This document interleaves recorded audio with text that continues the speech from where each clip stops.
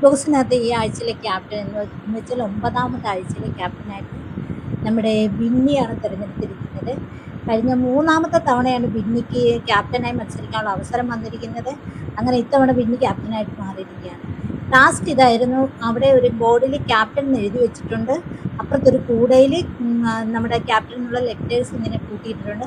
അതിനകത്തുനിന്ന് ഓരോ ലെറ്റേഴ്സ് കൊണ്ടുവന്ന് ഈ ക്യാപ്റ്റൻ എന്ന ബോർഡിൽ ഒട്ടിക്കണം. അതിനുശേഷം ഈ അവസാനത്തെ അക്ഷരമായി എൻ അവിടെ മാറ്റി വെച്ചിട്ടുണ്ട്. ആ എൻ അവസാനം പോയി എടുത്തുകൊണ്ട് ഒട്ടിക്കണം. എന്ന് വെച്ചാൽ അത്രയും സ്പീഡിലാണ് ഈ ടാസ്ക് ചെയ്യേണ്ടത്. ഏറ്റവും നല്ല സ്പീഡിൽ ചെയ്തിട്ട് അവസാനം നല്ല ആദ്യമേ എടുത്തുകൊണ്ട് പോയി എന്നെ വെക്കുന്ന ആളാണ് ക്യാപ്റ്റൻ. അങ്ങനെ ബിന്നിയാണ് ടാസ്ക് ചെയ്തിരിക്കുന്നത്.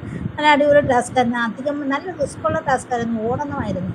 കാരണം ബിന്നി ആകെ ടയേർഡായിരുന്നു. കാരണം എന്തിനെന്നറിയാമോ, ഈ രണ്ട് മല്ലന്മാരുടെ ഇടയിൽ എനിക്ക് എന്ത് ടാസ്ക് ആയിരിക്കും കിട്ടാൻ പോകുന്നതെന്ന് ബിന്നി അന്നേ ചോദിച്ചതാണ്. കാരണം ശാരീരികമായിട്ട് നല്ല ശക്തിയുള്ള ആണുങ്ങളുടെ ഇടയിൽ ഇത്തിരി പോകുന്ന ബിന്നി വന്നു കഴിഞ്ഞാൽ ബിന്നിക്ക് ആ ടാസ്ക് വിജയിക്കാൻ പറ്റുമെന്നുള്ളൊരു ഭയം ബിന്നിക്കുണ്ടായിരുന്നു. എന്തായാലും ആ ടാസ്കിൽ ബിന്നി വിജയിച്ചു. നമ്മുടെ ബിഗ് ബോസ് ബിന്നി സംബോധന ചെയ്യുന്നുണ്ട്. ബിഗ് ബോസിനകത്ത് ആദ്യത്തെ ലേഡി ക്യാപ്റ്റനാണ് ബിന്നി. ഇത്രയും നാളായിട്ട് ഒരു പെൺകുട്ടി പോലും ബിഗ് ബോസിനകത്ത് ക്യാപ്റ്റനായിട്ട് വന്നിട്ടില്ല.